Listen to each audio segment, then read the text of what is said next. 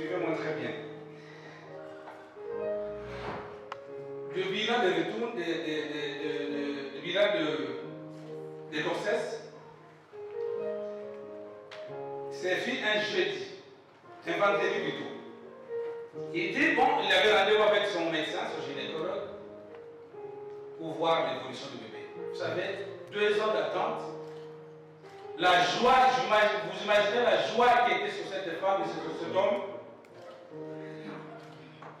Quand tu vas voir le médecin au 6e mois de grossesse, le bilan pour rentrer au 7e mois de grossesse, le gynécologue lui dit, madame, il y a un petit problème. En fait, la respiration du bébé s'est arrêtée. Six mois, 2 ans d'attente. Cette femme, elle craignait Dieu. Il demande au médecin, il dit, mais j'ai pas bien compris. Il a dit, oui, je suis désolé madame, mais la respiration du bébé s'est arrêtée.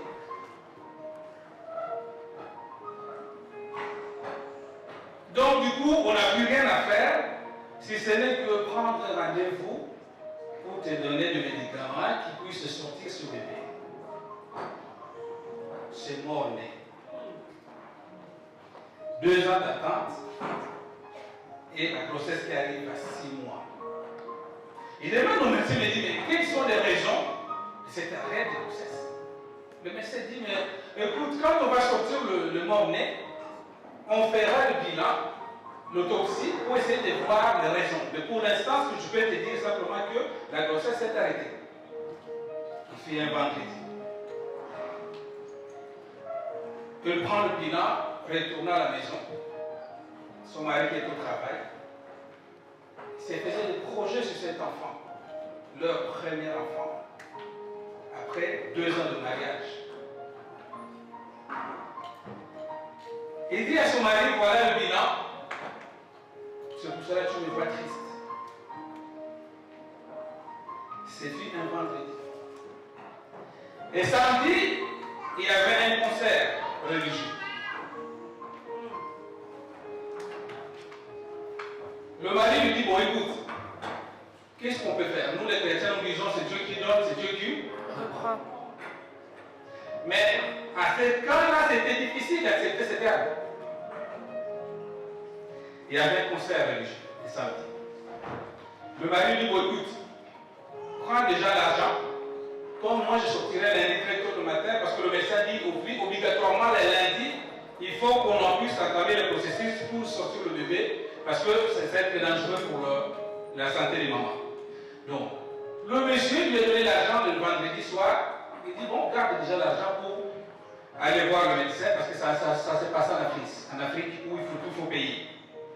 Prends l'argent pour que tu puisses voir le médecin lundi et faire le nécessaire pour qu'on puisse te donner les médicaments qui puissent libérer le col l'utérus et puis faire sortir le mort-né. La dame prend l'argent, il le met dans le tiroir. Et le monsieur me demande, mais tu vas quand même au concert, malgré cela, il a dit, j'irai au concert. C'est pour adorer Dieu. Quand il arrive les mardis, les samedis au concert, il y avait plein de monde. C'est ce frère que j'aime beaucoup, il s'appelle Guy Christ, qui faisait le concert.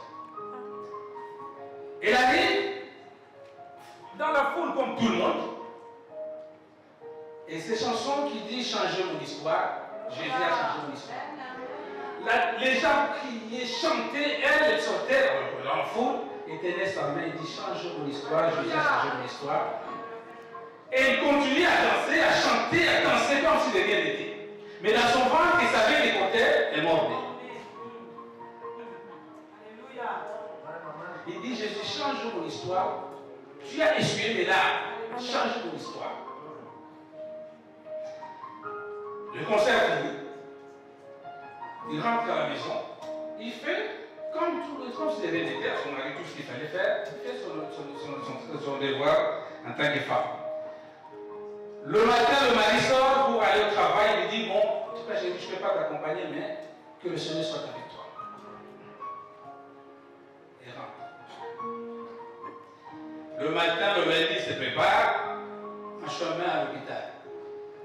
Le médecin lui dit, bon, écoutez, on va préparer la salle d'eau et puis tout ce qu'il te faut.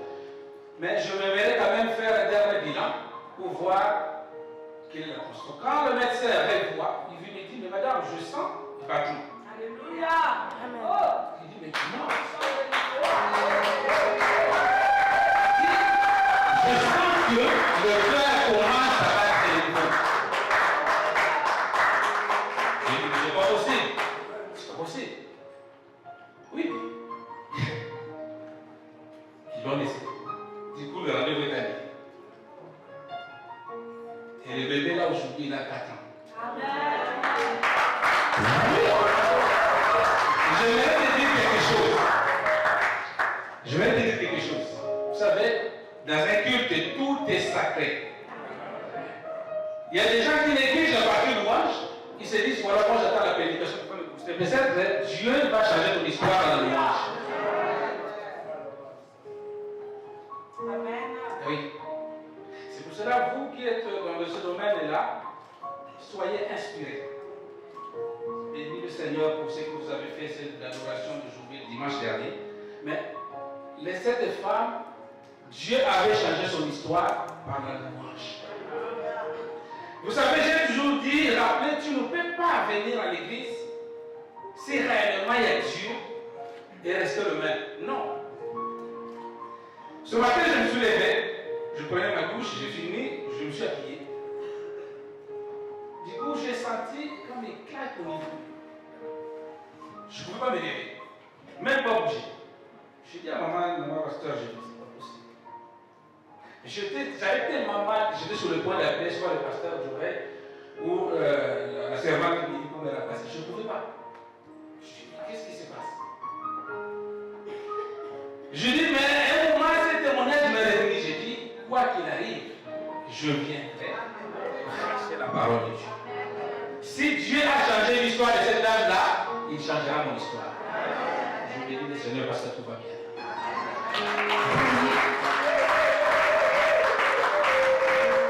Vous savez, quand on dit que la louange brise les chaînes, c'est réel. Mais ça dépend de quelle façon tu t'approches de ce Dieu-là. Nous arrivons à 2019. J'ai toujours rappelé, c'est bien de rentrer à une nouvelle année. Mais rentrer à une nouvelle année pour faire quoi? Amen. Parce que tu peux rentrer en 2019. Si Christ ne revient pas, tu rentreras en 2020. Si Christ ne revient pas jusqu'à 2050, tu rentreras, mais pour faire quoi de cette nouvelle année? Amen. Il est important de se poser cette question. Et souvent les gens, ils sont trop fiers de rentrer l'année. Le 31, c'est la fête, tu cries bonne année, merci, c'est bien. Mais tu rentres la nouvelle année, c'est bien. Mais pour faire quoi? Amen.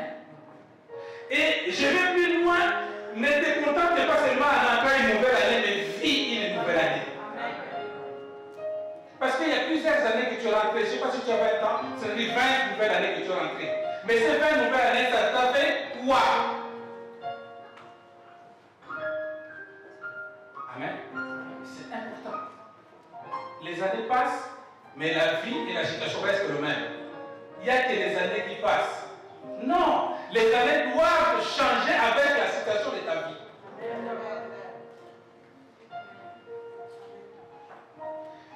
On dit qu'il est le même, hier, aujourd'hui, éternellement. Mais si dans ta vie, il est le même, quelque chose doit passer. Doit se passer dans ta vie. Quelque chose doit changer. C'est peut-être la prédication, la parole est la même. Tu vas dans n'importe quelle église inspirée, il y aura la même Bible qui sera utilisée. Mais la manière où tu vas concevoir la parole, c'est cette manière-là qui va changer ta vie. Il y en a assez. 20 nouvelles années, 30 Noël, 110 nouvelles années. Mais pour changer, quoi? Il faut se poser des questions. Mais pourquoi Dieu tu vas laisser en vie de vivre 2019? C'est parce qu'il a un projet pour toi. Et ces projets, il faut les saisir.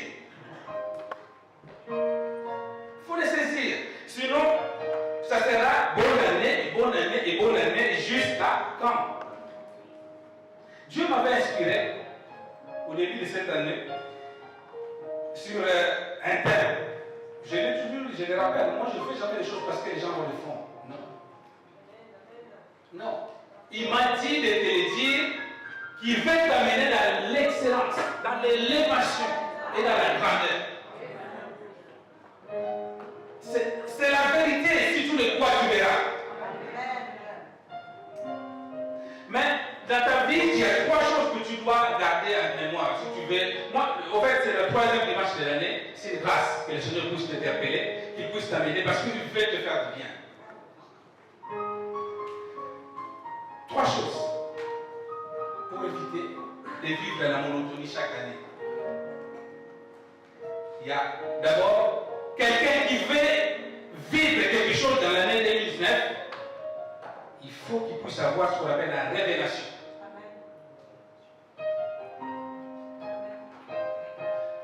Ne prends pas note seulement pour le plaisir de prendre note, mais garde et écoute. Écoute pas seulement pour le plaisir d'écouter, mais garde la révélation. Quelqu'un qui est révélé, c'est quelqu'un qui est renouvelé.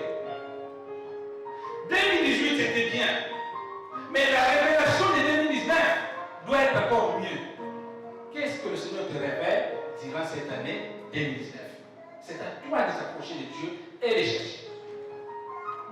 Sans la révélation, tu vas fêter le nouvel an, l'année 2020, pour rien. La deuxième chose, c'est la vision. Quelqu'un qui ne marche pas avec une vision précise et nette, il vivra des années et des années la même chose.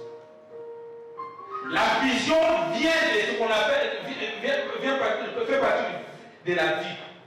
Tu dois voir là où 2019 t'amène pour éviter les surprises de 2018. La révélation te donne, te permet de voir loin et la vision de vivre en approchant avec sagesse, discernement, ce que tu dois sauter comme obstacle, c'est que tu dois éviter qui t'a entraîné dans les échecs de 2018. Et la troisième chose, c'est la sagesse. Si tu n'as pas la sagesse, la Bible nous dit que le peuple périsse parce qu'il manque de la connaissance. Et la connaissance, c'est fait partie de la sagesse. Un homme sage, il est mieux avec Dieu. Alors moi, quand je rentre en 2019, je ne rentre pas pour le plaisir de rentrer. Je ne vis pas pour le plaisir de vivre. Mais quelle est la révélation de Dieu dans ma vie? Amen. Même le ministère. Un ministère qui n'est pas révélé, c'est un ministère qui va. Et la vision de ta vie, quand les gens parlent de vision, ils croient simplement au don de vision. Non. Quelle est la vision de ta vie pour 2019? Amen. N'hésitez pas. Parce que celui qui est ambitieux, ses ambitions vont par rapport à sa vision, ce que je me dis. Il faut consulter l'Éternel dès le début d'année. Là où nous sommes au début de l'année, Seigneur, révèle-moi quelles sont. C'est la feuille de route pour ta vie. Sinon, 2020 sera pareil comme 2017. Et sera semblable comme 2017. Et moi, je me refuse pour toi. Le thème de ce matin, comment percer spirituellement dans ta vie. Quand on parle de percer, là, c'est-à-dire, ça nécessite une force.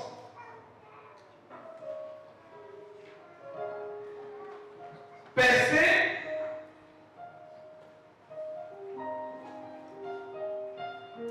on va prendre l'exemple de mur Léa. Maintenant, pour voir ce qui est de l'autre côté, il faut percer un trou. Amen. On est des millions de chrétiens. Mais ceux qui ont compris qui est dans la vie chrétienne, ça ne suffit pas simplement de les vivre, il faut percer pour arriver à une hauteur. Parce que c'est toi, et toi tu ne pas semblable à l'autre. Il n'y a rien de commun si ce n'est que le souffle de vie qui nous sont communs. Mais sinon, tout en nous, que ce soit la mentalité, la façon d'agir, la façon de marcher, de parler, il est différent. bénis à l'autre. Donc, si tu ne perces pas dans la vie chrétienne comme dans la vie de tous les jours, tu seras comme une autre personne. Amen. Si tu te limites simplement à vivre, parce que je suis devenu chrétien et c'est normal, le risque, c'est que tout ce qui reste normal est semblable à tout le monde. Moi, je refuse que mon ministère soit comme le ministère des autres personnes. Je refuse que ma vie soit comme la vie des autres personnes.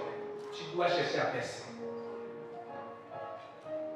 Vous savez ce qu'on vit aujourd'hui, ce qu'on en vit aujourd'hui, pardon. Ils ne sont pas tous passés par les roches. Non. Mais ils ont cherché à percer dans la foule. C'est la première question. Pourquoi tu vas laisser vivre en 2019? Non. Il t'a laissé vivre en 2019 parce que tu es le projet de Dieu et il a un plan pour toi. Et ces plans-là, pour les connaître, ces projets pour les connaître, il faut la vision, la révélation et la sagesse. C'est-à-dire, ne marche pas, ne les vis pas comme tout le monde. Avec ces trois choses, la sagesse, quand j'ai la vision et la révélation, ça m'évitera beaucoup de péchés, beaucoup d'obstacles, parce que je saurai que, vous savez, et là je suis à 5 mètres, peut-être de certaines personnes. Et on vous dit qu'il y a des lingots d'or ici. Pour venir les récupérer, je pense que celui qui a la vision viendra directement comme ça. Mais qu'est-ce qui se passe dans la vie d'une personne? Ta bénédiction est là. Mais tellement que tes yeux sont bandés, tu vas faire les détours, contourner. Et souvent, pour arriver ici, soit tu es déjà fatigué, ou on dit, on s'arrête au milieu parce que c'était la volonté de Dieu. Non, parce que tu n'avais pas la vision.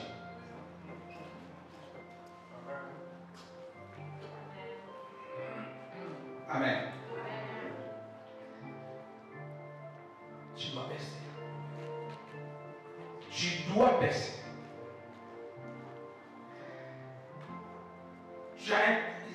Tu as un destin que Dieu a prévu pour toi. Mais pour atteindre ces destins, tu ne peux pas l'atteindre si tu ne vois pas. Non. Si tu ne vois pas, tu ne peux pas atteindre ces destins. Et parfois, ceux qui ont des yeux spirituels, ils ont des larmes qui coulent quand tu vois comment tu détruis ton destin.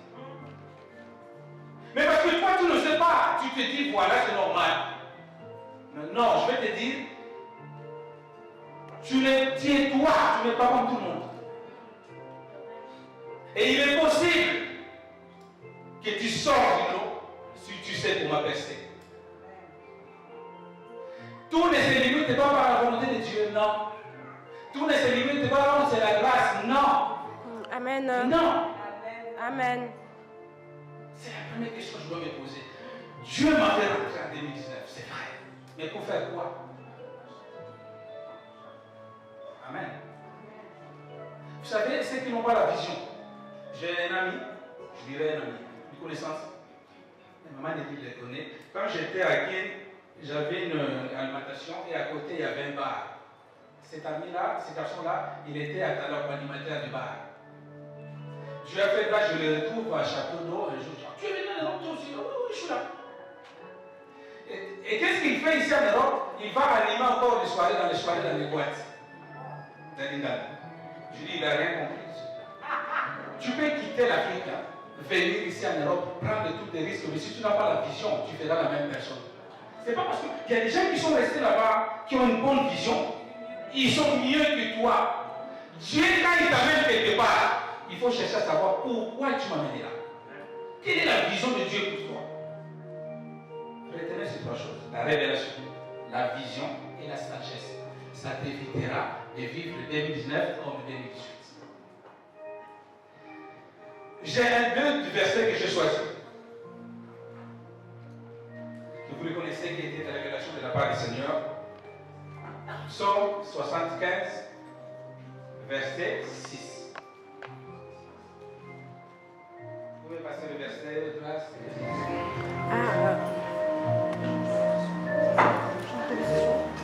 Change de version.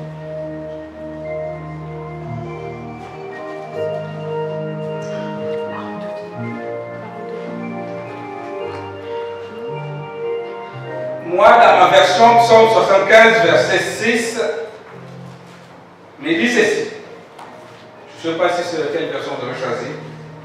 Psaume 75, verset 6 me dit: car l'élévation ne vient pas de l'Orient, ni de l'Occident, ni du désert, mais l'élévation vient de l'Éternel des armées. Vous avez demandé quelle version vous avez dit. Mettez-moi alors 7. Dans ces versions-là, c'est bien. Ils disent car la grandeur. Amen. Dans certains versets, il dit l'élévation. Amen. Dans certaines versions, ils disent l'élévation. Mais là, ils te disent car la grandeur ou l'élévation ne vient ni de l'oncle, ni des tantes, ni parce que tu sors d'une famille riche. Parce que j'en connais des gens qui sont sortis de familles très riches. Mais la grandeur ne vient ni de l'Europe ni de l'Est. Mais cette grandeur ou l'élévation vient de l'Éternel de sa. Amen. Il y a des gens qui se satisfient de dire, oh, de toute façon, moi je suis. Non. Même les fils du pasteur, souvent vous voyez les fils du pasteur, ceux qui n'ont pas compris la notion, ils ne sont jamais devenus des serviteurs. L'élévation ou la grandeur, dans cette année où le Seigneur a proclamé pour toi une année de grandeur, ne vient ni de ton pasteur, Alléluia, ni de la voix de l'Éternel, ni de l'Orient, ni de l'Occident, mais de l'Éternel des armées. Donc, vous savez, la prophétesse a bien introduit ce matin comme s'il était dans mon esprit. Merci Seigneur. Vous savez, l'attitude de s'approcher de Dieu va jouer un rôle. Amen. Je vais toujours rappeler, les diables, ça n'embête pas que tu restes comme Dieu pendant des années et des années. Ça ne l'embête pas. Au contraire, il aime avoir les disciples à ses côtés. Mais c'est à toi de se détacher. De dire non, j'en ai assez. C'est à toi de faire cet effort-là. De se dire non, j'en ai assez de cette vie-là parce que ce n'est pas ma vie. L'élévation de ta vie, de ton ministère, de ton foyer, de ta santé, de tes affaires, ne viendra que de l'Éternel. Donc, en d'autres termes, si je ne m'approche pas sincèrement de l'Éternel des armées, je ne serai jamais élevé dans ma vie.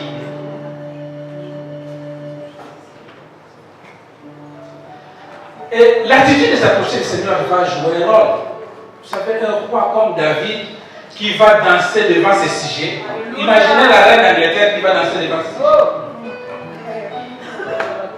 J'ai eu la grâce dans ma vie de diriger plus de 3000 serviteurs au niveau de la fédération des églises protestantes. Et un jour, on avait un culte de l'action des grâces. L'adoration était tellement puissante que le Saint-Esprit m'emportait à s'allonger par terre.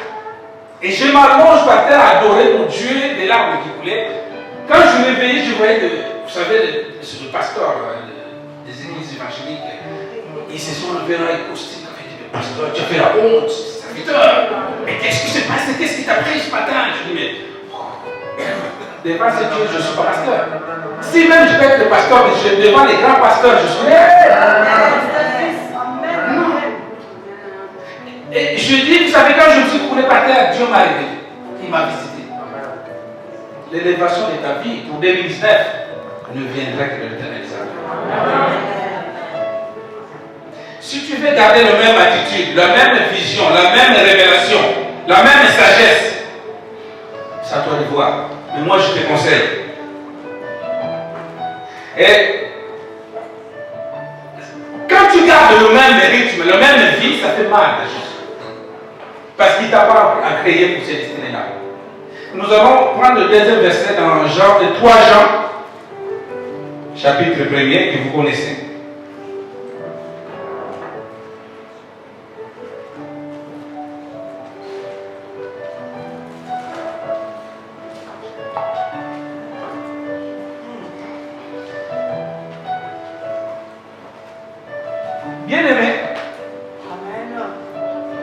je souhaite. Il ne force pas. Amen. Vous me suivez, peuple de Dieu? Amen. Il a d'abord dit que ta grandeur à ton élévation vient de l'Éternel. Et là, il ne te force pas. Libre à toi. Mais il dit, je souhaite. Il t'appelle bien-aimé. Alléluia. Je souhaite que toi, moi, tu prospères. Dans d'autres versions, il dit, je t'aconjure, je te propose, je t'en supplie que tu prospères. Parce que je t'ai vu beaucoup dans la médiocrité en 2018. Maintenant là, je te souhaite que tu prospères. Et ta prospérité ne doit pas simplement se limiter dans le côté finance, dans le côté logement. Alors, parce que souvent, nous les chrétiens, quand j'avais un problème de logement, les Seigneur me donne le logement, je dis, ah, merci Seigneur. Peu importe le problème de papier, peu importe le problème de la vie spirituelle, mais lui, je te propose qu'il prospère à tous égards. C'est-à-dire à tous les domaines de ta vie pour cette année 2019. Et tu avais un problème de santé, je te propose, je souhaite que la santé change. Il y avait un blocage dans la famille, je propose que la santé, le blocage change. Tu avais un problème avec les péchés, je te propose que cette année, tu marques sur le péché. À tous égards. Que tu sois en bonne santé. Fini ordonnance sur ordonnance. Dans le tiroir où tu ranges des milliers de médicaments, range les bijoux et l'argent. Mais cette prospérité-là doit aller de pair avec l'état de ton âme. Amen. Je vais te dire une chose, un secret. Pour toi qui as choisi Christ comme Seigneur. Amen. Si tu ne fais pas Christ ton amoureux, ta priorité, rien ne marchera. Tu vas remarquer que, en d'autres termes, nous qui sommes des chrétiens, notre vie dépend de la vie spirituelle. Amen. Tu vas faire attention, si tu n'as pas fait attention, que tant que ta vie spirituelle, tu la négliges, même si tu fais des efforts sur d'autres domaines, rien ne marchera. Parce que ta vie, ton élévation, ta prospérité doit aller de pair avec ta vie spirituelle. Donc, si un projet est donné pour 2019, cherche à prospérer spirituellement et tu verras le reste va suivre. Mais tant que tu ne prospères pas spirituellement, tu négliges. Parce que nous faisons ça, nous les chrétiens. Quand c'est pour mon travail, je me donne à fond. Après les choses de Dieu, ça verra dans ton temps. Tu vas remarquer que malgré le nombre d'heures sup qu'on te paye, mais si ta vie spirituelle est négligée, tu verras comment même cet argent va partir comme un vent.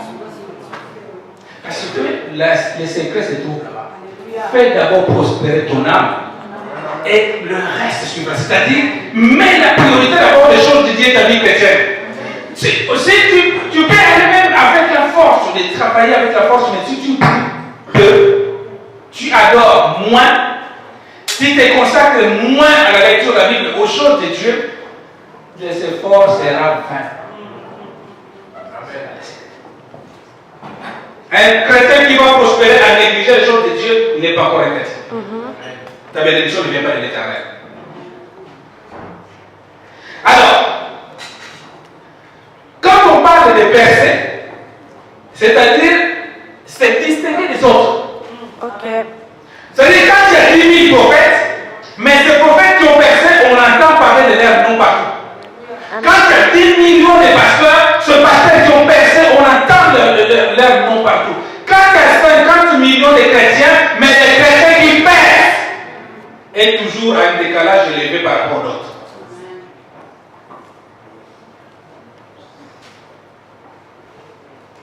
Alors, pour percer, premièrement, il faut savoir dans quel domaine je dois percer. Parce qu'il y a des gens qui t'attendent. C'est pour ça que j'avais dit d'abord la vision est très importante.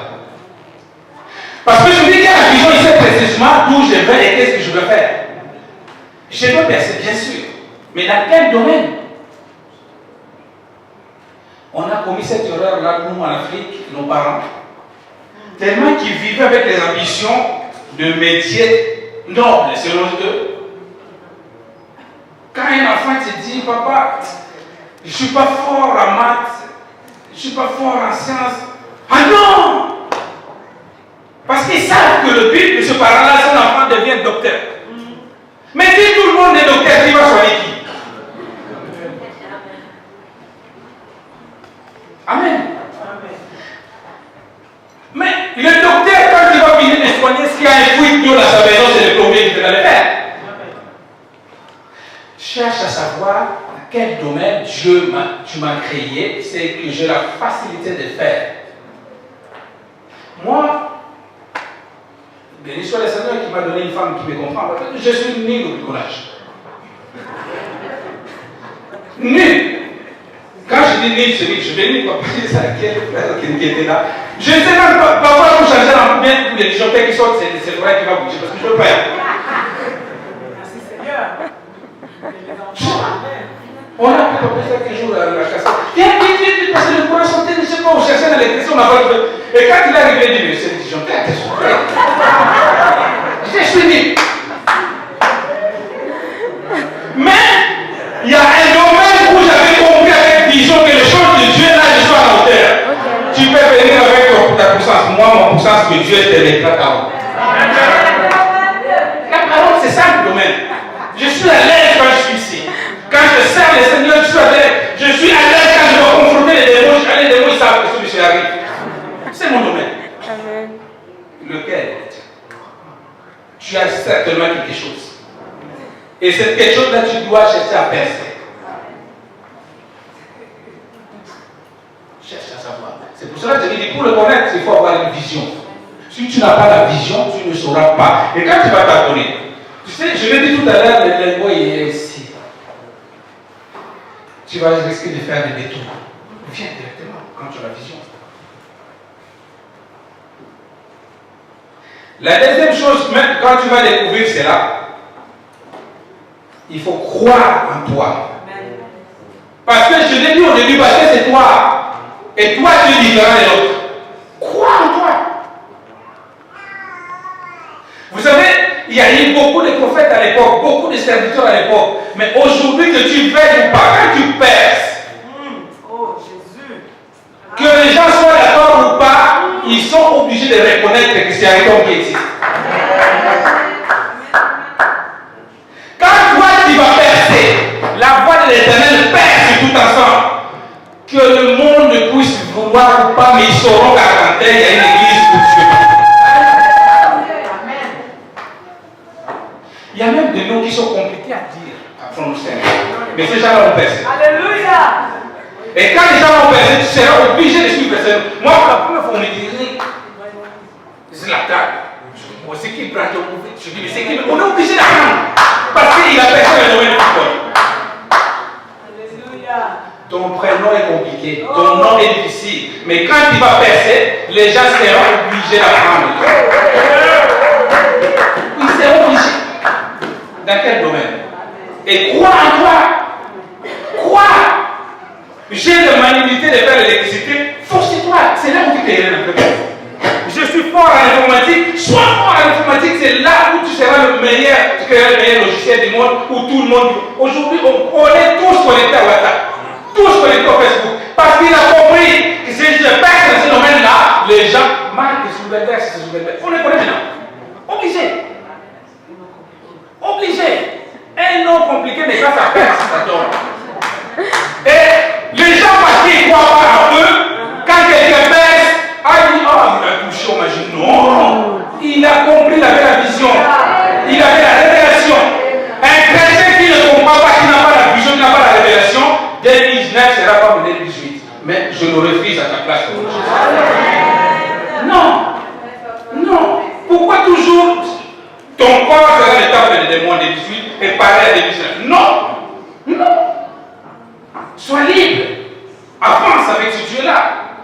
Mais il faut croire en toi. C'est la deuxième chose. Je comprends dans quel domaine, mais il faut que je croie en moi. N'attends pas d'abord que quelqu'un d'autre puisse croire en toi avant de percer. Les gens, en fait, on va commencer à croire en toi quand tu vas percer. Mais tout au début, non. Il y a des gens qui abandonnent parce qu'ils disent, ah, j'ai commencé un projet, la personne de quoi c'est un projet. Mais si tu es sûr que c'est ce domaine-là que tu vas progresser, progresse. Et tu verras les gens pourquoi. Tu verras les gens pourquoi. Je t'ai dit, moi, quand Jésus m'avait dit, va bâtir une église qui s'appelle le roi des Seigneurs. Je te sais. Mais j'avais créé en moi, j'avais dit à ce projet-là que ça venait de Dieu. Regarde, je vais vous poser combien de quoi. Et c'est seulement pour finir. Tu as quelque chose dans ta vie. Arrêtez toujours de dire c'est la grâce de Dieu ou bien Dieu fait grâce. Non. Il y a quelque chose en toi. Crois en toi. Et n'attends pas d'autres personnes pour croire en toi. Amen. Parce que dans d'autres personnes, il y a des jaloux. Dans d'autres personnes, il y a des gens qui veulent que tu restes dans le même niveau. Toi, perce. Et quand tu vas percer, ils viendront s'associer. Amen. La deuxième chose. La troisième chose. Troisième point. Il faut avoir l'esprit du travail. Amen. Pour percer, créer un nom, ça passe par le travail. Parce que le travail finit toujours par payer. Amen. Je vais te dire une chose. À chaque fois que tu t'approches de Dieu avec sincérité, même si tu ne le vois pas, il y a une chaîne qui se libère. Il y a quelque chose qui descend. Il y a une bénédiction qui descend. Tu le verras peut-être au fur et à mesure. Mais le fruit de tes mains finiront par payer. Le sueur de tes prières finira par payer. Les larmes que tu fais couler dans l'adoration finira par payer. Les gens cherchent à être élevés mais sans aucun effort. Ok. C'est pas possible. Même le monde que tu existes, que tu vis aujourd'hui n'a pas été créé pour ta toi. Mais il a eu des processus. Si tu vas dans ce rythme-là, tu as une victoire facile au diable. Parce qu'il y a dans le cas du diable hein, où il le donne sans effort. Non. Tu travailles. Parce que pourquoi Dieu récompense le travail? Mais sinon, ça serait trop facile.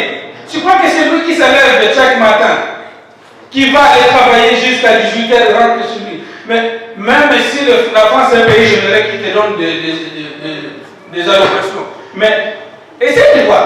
La vie des allocations n'est pas pareille que la vie du salaire. Non, c'est pas pareil.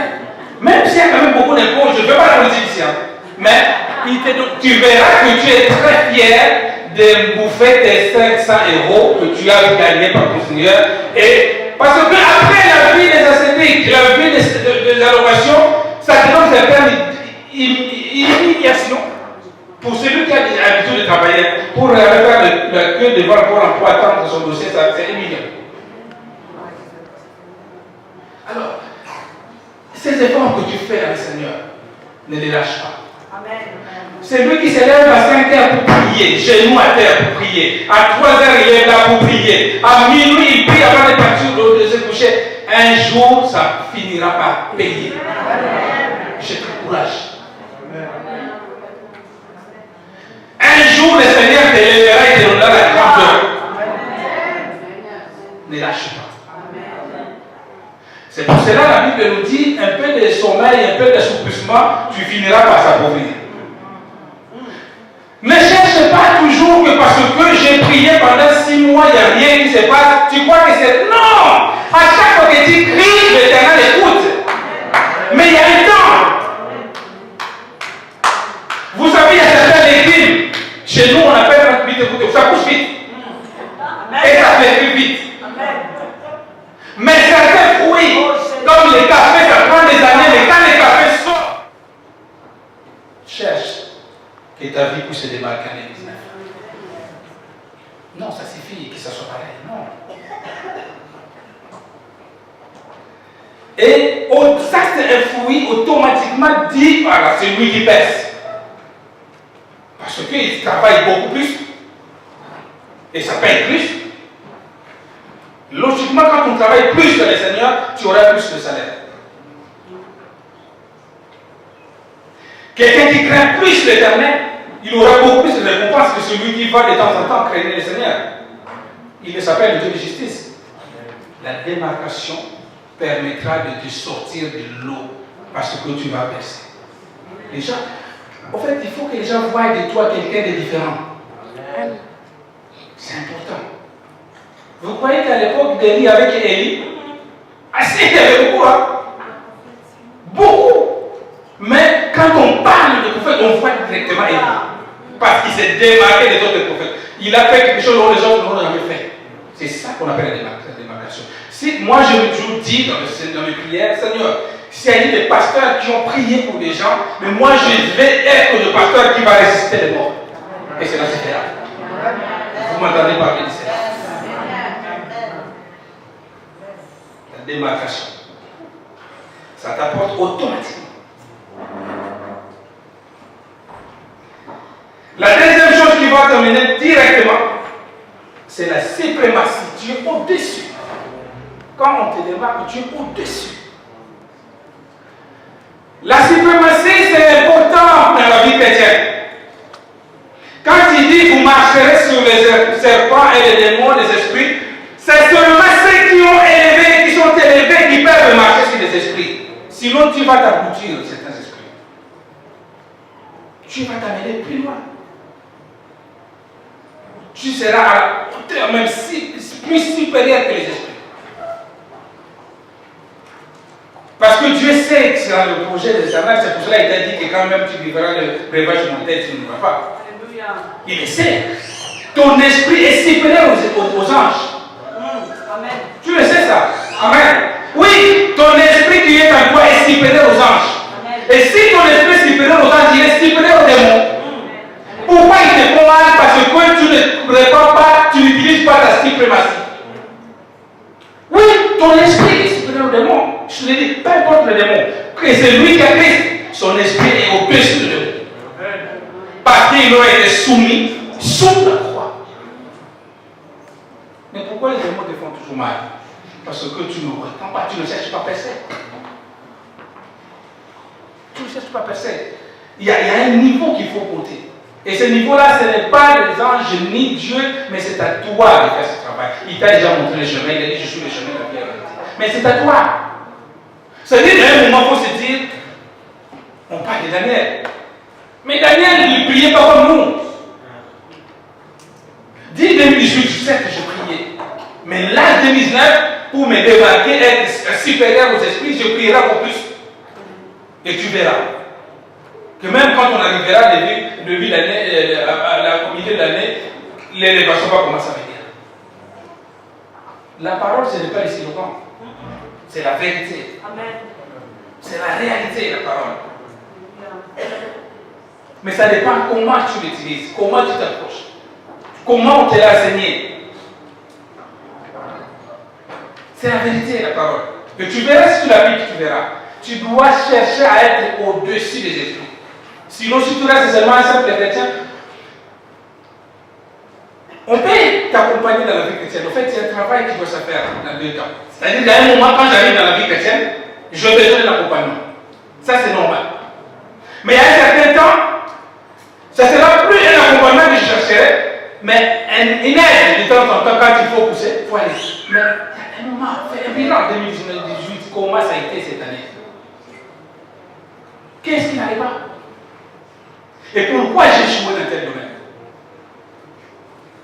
Vous savez, ces serviteurs, ces disciples qui sont partis chasser les démons, qui avaient échoué, quand ils sont retournés chez le maître, Jésus lui dit, mais pourquoi vous avez échoué? Il dit, mais pourtant on a fait tout ce qu'il fallait dire. Il m'a dit quelque chose. Non, il y a un moment, dans ta vie, dans ma vie, je dois me poser des vraies questions. Pourquoi 2017 était comme ça et 2018 comme ça? Et qu'est-ce que j'attends en 2019? Oui. Tu dois être supérieur au-dessus. Au-dessus. La suprématie sur tout esprit. Et c'est à toi de les réclamer. Dans le travail fourni. Quand on commence commence à servir les Seigneurs, nous savons. On remarque que celui qui dit, oh, mais même mes prédications, c'était là, mais là, je monte. Mais parce que nous prenons le temps. Nous prenons le temps. Et ta vie chrétienne, il était comment en 2018, en 2017? Il est passé comment en 2018? Ce n'est pas, la vie chrétienne, ce n'est pas quelque chose de tantôt bien caché. Non! C'est tout le temps pour continuer, persévérer, monter. Et c'est de là que tu verras les fruits de ta vie chrétienne. Voilà pourquoi je le disais chaque fois. Peut-être les témoignages que je suis donné depuis, cette femme a reçu sa grâce et sa bénédiction par le moment de louange. Mais les outils qui sont là, Internet, Facebook, WhatsApp et tout ce que nous voulons, Dieu aujourd'hui peut utiliser, mais qu'est-ce que toi tu as fait? Tout est utile, tout est permis, mais tout n'est pas utile. Mais j'entends parfois certaines personnes, des chants qu'on ne connaît pas, ces chants. Mais quand tu vas sur Internet, tu fais quoi? C'est vrai, il y a chaque chose. Mais tout le temps que tu vas sur Internet, Congo Wiki, WhatsApp, c'est bien. Tu sais, ces gens-là qui nous font passer du temps sur Internet, les make-up et tout ce que nous voulons, et ils sont déjà versés dans le domaine. Aujourd'hui, surtout dans mon pays, c'est la politique qui nous fait. Ouais, c'est bien. Mais qu'on va nous pas, et ils ont déjà leur domaine. Mais c'est à toi, ta vie. Parce que même si Martin Fayou regarde qui se soit dans mon pays, excusez-moi, c'est pas politique, mais il ne te connaît pas. C'est pas ça qui changera ta vie. Mais moi, dans ma vie, je cherche moi d'abord dans ma vie, qu'est-ce que je dois faire dans ma vie? Non, c'est pas mauvais d'aimer la politique de mon pays, c'est pas mauvais d'aimer telle chose, mais il faut que je pèse, moi, dans ma vie. Parce que quand moi je serai élevé, j'aurai la joie de bien vivre ma vie chrétienne et d'en venir aux autres. La troisième chose qui t'amène automatiquement quand tu perces, il perçait tes places à une hauteur, à une dimension.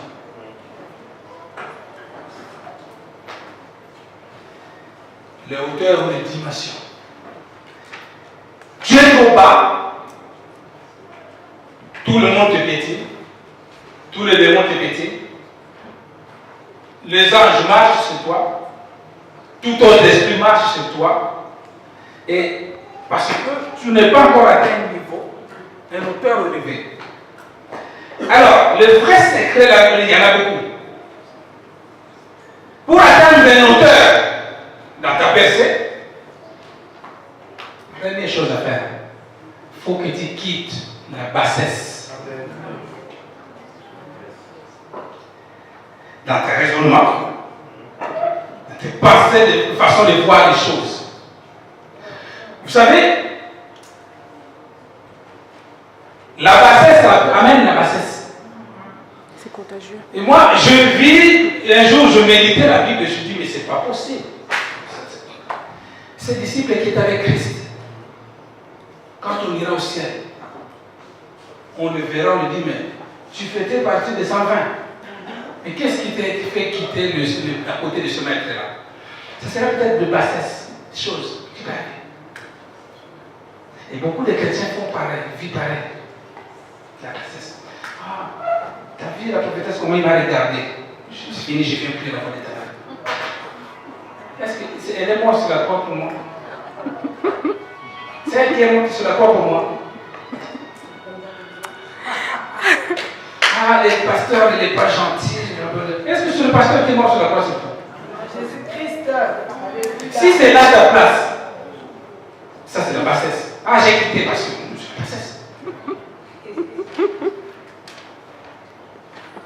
Parce que au plus de raisonnement, en fait, en fait, la vie chrétienne, ça aide tout.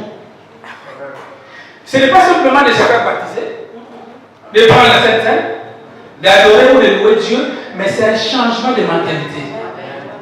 Tant que la mentalité n'est pas changée, même si tu as fait 100 ans dans le Seigneur, tu adores, tu gênes, tu resteras la même personne. Voilà pourquoi beaucoup de chrétiens n'évoluent pas. Parce qu'ils ont de l'ancienneté dans le Seigneur, mais leur raisonnement reste le même. C'est pas normal, tu fais 5 ans dans le Seigneur et tu as toujours peur de démons à ta vie. Et pourtant, ta parole me dit que tu peux marcher sur les démons. Mais parce que ta mentalité reste la même. Il y en a même qui fuient la chambre. Ah, j'ai fait un cauchemar dans la chambre aujourd'hui, je dors au salon. Un chrétien. Mais réfléchis. Tu oublies que les démons, c'est des esprits. C'est pas en fouillant les salons que tu vas, ils vont pas les esprits, ils vont pas t'atteindre. Mais si dans ta mentalité, tu dis, mais le démon, c'est un esprit. Même si je fuis chez la cousine. Mais dans le nom de Jésus, j'arrête ces manifestations. Et ça s'arrête là. Amen. Amen. La mentalité. Les hauteurs, tu peux atteindre parce qu'il y a des gens, il y a des chrétiens, non seulement la mentalité, la deuxième réalité, c'est qu'ils ne vivent que de leur réalité visuelle de Dieu. La dame que je vous ai donnée comme témoignage, la réalité visuelle de son médecin qu'elle portait un mort-né. Mais ça, on le dit, on le redit tous les jours. Un chrétien ne vit pas selon la réalité, mais selon la vérité. Elle savait que même si c'est un mort-né déclaré dans la réalité, mais la vérité peut faire des choses. Vous savez, il y a certaines femmes. Je vais un témoignage encore vite fait 2 minutes. Ce témoignage. Cette soeur-là, elle était sans papier. Alors, elle arrive, on lui dit voilà la seule façon, il faut que tu acceptes une grossesse d'un Français comme ça, il te donnera le papier. Je dis à la soeur, mais tu essaies en Christ, non? Oh, mais tu sais la réalité de France, pasteur, je dis, vas-y. Et elle s'est fait endosser. Et comme l'exigence se fait, je l'ai excommuniée de l'église pendant 6 mois. Elle était encore très en colère avec ce pasteur. Qu'est-ce qu'il dit? Je dis, c'est la vérité biblique parce que Dieu chante. Pas une déclaration. 9 mois, le bébé il sort. Ils n'ont pas vu ça comme ça. Ils ont rien. Le bébé il sort. Il avait une tête bizarre. C'est un enfant, je ne sais pas, il avait un problème de malformation. Il dit, mais le médecin, mais pourquoi tu m'as laissé? Il fallait me montrer. Il dit, mais on a fait toutes ces échographies, mais on n'avait pas vu. On lui a donné la carte. Hein? Mais il a traîné toute sa vie au plutôt que cet enfant lui a fait souffrir pendant 6 mois après il est décédé. La préfecture lui dit, voilà, la loi, il faut 5 ans avec un Français pour que tu puisses avoir cela. Non seulement il a perdu sa virginité, il a perdu tout sa bénédiction et l'enfant est décédé, il n'a pas eu de papier. Et quelque temps, je dis, quand tu es revenu au Seigneur, je dis, ma soeur, on a prié, mais c'est Dieu qui donne. On a prié, il s'est marié légalement, là aujourd'hui, la Seigneur c'est tout. Ne vis pas selon la réalité de ta vie. La vie, la réalité, les gens te voient tel que tu es. Tu sais, Anne, même quand on le voyait, les gens voyaient la réalité de stérilité. Mais la vérité disait, parce que la Bible dit, il n'y aura aucune femme stérile ne sera plus avortée. Dans la réalité de la vie de Anne, les gens le voyaient stérile.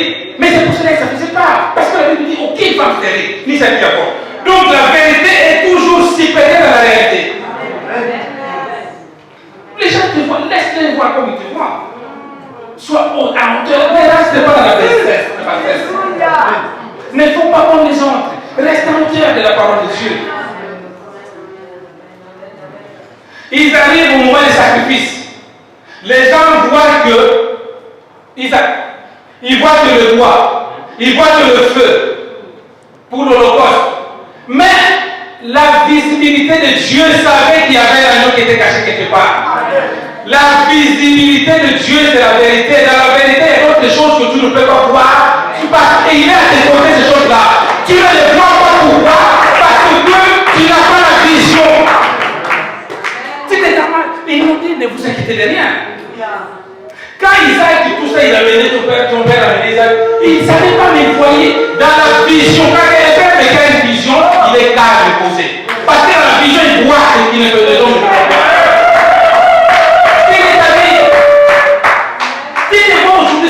Mais celui qui a les yeux voit à côté de ton mari et avec une alliance. Tu te vois aujourd'hui malade, mais celui qui est à côté qui a une vision voit que tu es en bonne santé. Cherche à avoir une bonne vision. La deuxième chose, c'est la troisième chose, la dernière chose. Cette vérité et cette élévation amènent l'excellence. L'excellence, il faut deux conditions. Il faut savoir quitter. Amen. C'est une condition. Tu ne peux pas accéder à l'excellence si tu ne sais pas quitter. Quitter, c'est important. Quand tu quittes, c'est souvent avec douleur. Mais quand tu quittes, selon la recommandation de Dieu, c'est pour t'amener quelque part. Amen. Tu dois à un moment quitter un milieu qui t'empêche d'accéder dans l'excellence. Amen. Ah, c'est le meilleur ami, c'est mes potes. Mais quand tu as une vision, tu verras. Quitter, c'est pas aller. Quitter, c'est pas diviser. Mais quitter selon la recommandation de Dieu, quitter le monde. Tu ne peux pas être chrétien mais restant dans le monde. Même si tu viens à l'église 100 ans, tu n'auras rien. L'excellence vient que quand on quitte. Christ nous a montré cet exemple. Il a quitté le trône avec toutes ses richesses. Il est descendu sur bas sur la terre. Dieu l'a souverainement élevé. Tu dois prendre des décisions cette année de quitter ce qui t'a traîné dans le bout de l'année 2018. Sinon, tu n'auras pas d'excellence. Tu n'auras pas d'excellence. La dernière chose, c'est la séparation pour avoir l'excellence. Quitter et la séparation. Savoir te séparer des choses qui t'entraînent dans le péché, savoir te séparer des choses qui t'amènent nulle part. On a vu le raisonnement de la bassesse, c'est certains amis, il faut les quitter. Oui, je vous ai dit, vous qui avez des millions de amis dans le Facebook, choisis. Ok. J'en ai vu moi, quelqu'un qui s'est dit, ah, je vais me marier. Hey! Oh, mariage, c'est encore. Oui. Hey! Comme ça, ça bloque toute ta vie.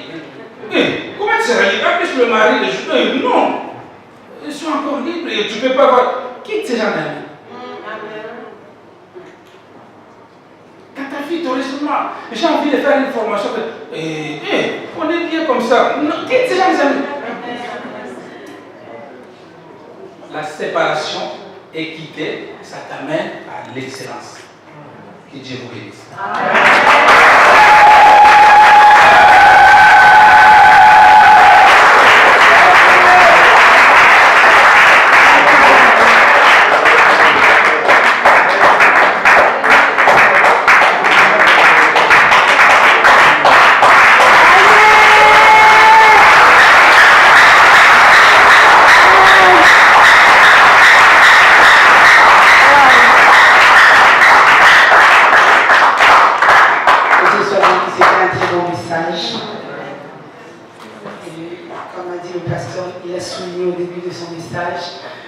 Ne faisons pas simplement écouter, mais gardons, pas que garder, mais revoir.